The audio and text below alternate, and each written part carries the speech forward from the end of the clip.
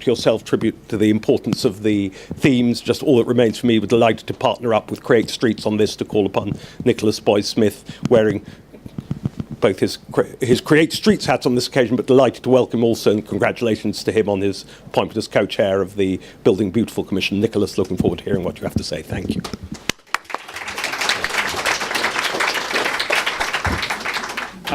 Thank you. Many hats, like Humphrey. Thank you, Secretary of State. Ladies and gentlemen, you've just heard actually a very important speech.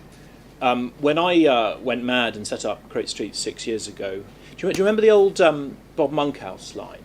So when I told them I wanted to be a comedian, they all laughed. They're not laughing now. Well, I feel a little bit. I mean, he's dead, of course, Bob Monkhouse. I feel a little bit like this. To quote Stuart Lipton, this is potentially a revolution. Ladies and gentlemen, 60, 70 years ago, this country, and I've said many other countries, made a mistake of historic proportions. We looked at the freedom that the newly minted motor car created in the rural roads in the 1930s, and we assumed that that freedom needed to be brought through to our towns and cities.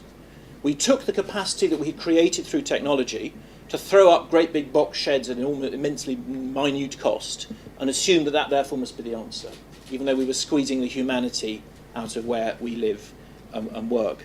And now is the time to reverse those errors, and I believe we're going to do it. When I heard that you had been appointed, I whooped for joy, and I can say this, you've already had a more positive impact. You know, even if you achieve nothing, you won't like this bit of sentence, we'll that second bit, even if you achieve nothing, you've already had a more positive impact on the built environment than many housing ministers, let's put it that way.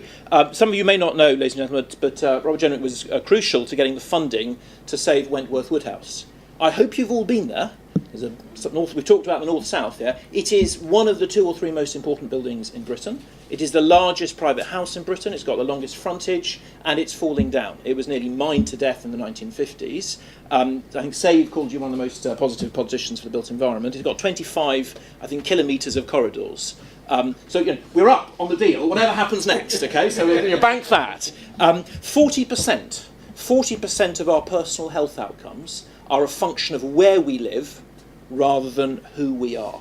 And where we live is a complex, multi-layered thing. You, I believe, sir, grew up in Ludlow. W.G. Hoskins, one of the great historians, again, you should all read, if you haven't, I'm sure you have, said that most of England is 1,000 years old. And in a walk of a few miles, one would touch nearly every century in that long stretch of time. The cultural humus of 60 generations or more lies upon it.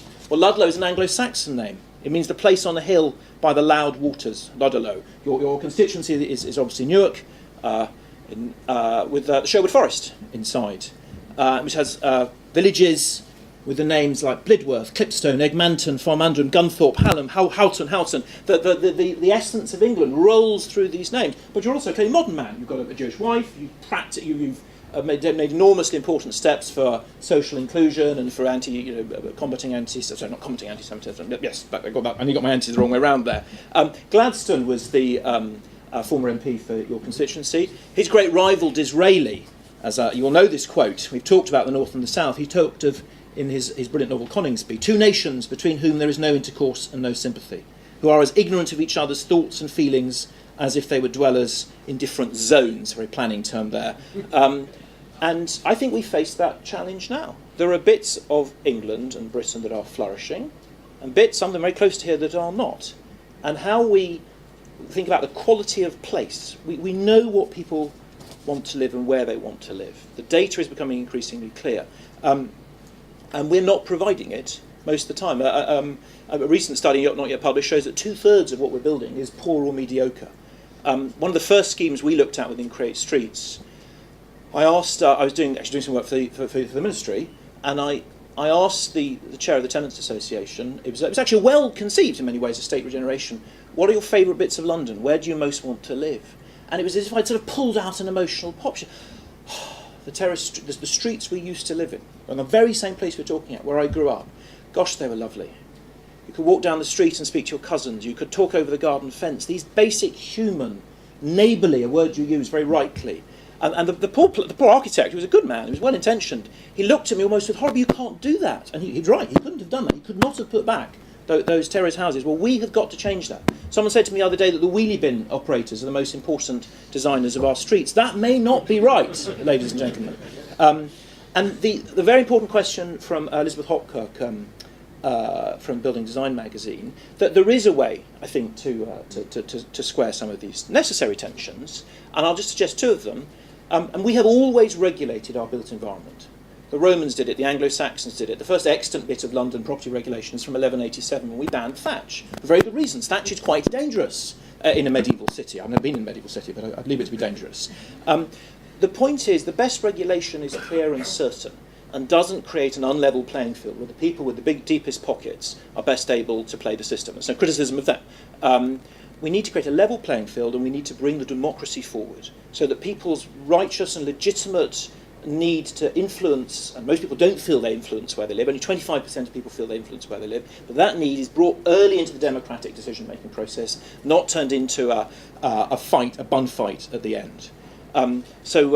Stuart, you asked how can we support this revolution. I think first of all is to help the ministry and local councils and neighbourhood forums and parishes to bring the democracy forward and set a level playing field, to come up with ideas. If you're a developer, to do this, if you're a resident, to get involved with your neighbourhood plan. The other great answer, of course, is to support Policy Exchange or to support Create Streets, I may say. There's little links here. You can give money to our charity, or you can engage with us to help make better places. And I'd just like to finish by saying have a very good day, and thank you very much, Secretary of State, for a very important speech.